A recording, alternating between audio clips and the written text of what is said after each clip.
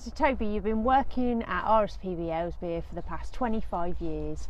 In another 25 years, if you're still here working for the RSPB and you could have your dream, what would you want this area to look like?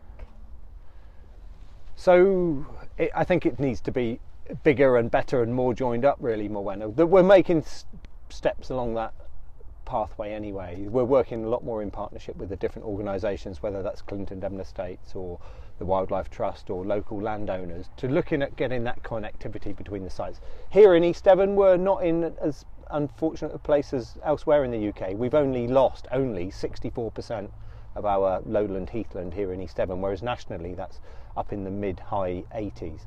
So there's going to be opportunities for reconnection of some of those heathland areas, and also making those pathways and corridors between the sites, and we're going to need to look creatively in doing that. Now, whether that's through sort of wood pasture or open heathland recreation or sympathetic sort of corridors, wildlife sympathetically managed land, and getting that connectivity back between those sites.